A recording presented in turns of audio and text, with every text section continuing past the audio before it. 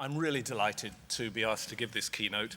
I've been a member of the RCGP for 40 years now, and becoming and being a GP has been the absolute centrality, the essence and core of my career. Though I have to say it is a bit disconcerting now when normally when I give conference presentations, I see all those years, all those hundreds of thousands of consultations being summed up in 3 words. It just says, David Haslam, a former GP. Be warned, that's what happens to your careers. 3 words. Now, but it's really good to be home now. When I've been a GP for only 4 years, the RCGP launched an initiative called What Sort of Doctor? This was a form of voluntary assessment, a system of performance review carried out by GPs in their own practices.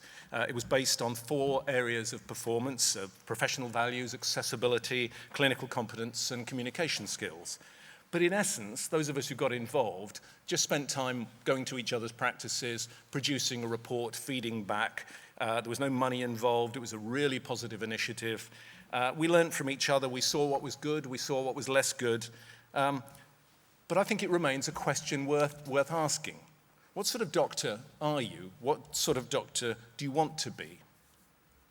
And if those answers aren't the same, what are you going to do about it? And there's another, I think, really important question. What sort of doctor do you want? Yes, your patients too. Indeed, I'd put it stronger than that. I think doctors are a deprived group when it comes to healthcare. I'll never forget getting a letter from my own general practitioner many years ago. It said, Dear David, I've been reading about the problems of stress and ill health in doctors, and I've decided to write to all the doctors registered with me to invite you in for a health check.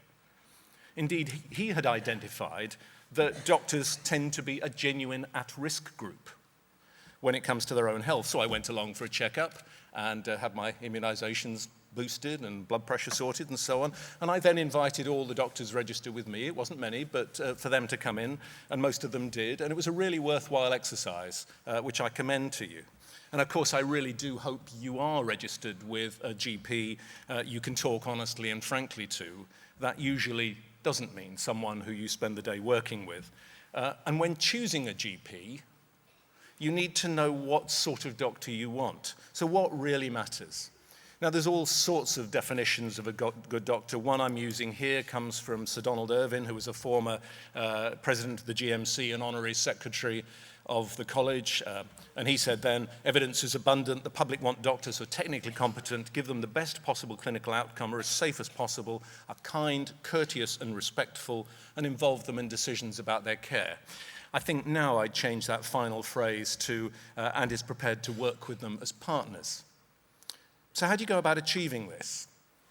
Well, with apologies to all the great minds and great people who have written so brilliantly about the consultation in the past, and one of the joys of being involved with the college is to have really good friends like people like David Pendleton and Peter Tate and the ultimate guru of consulting, Roger Neighbor.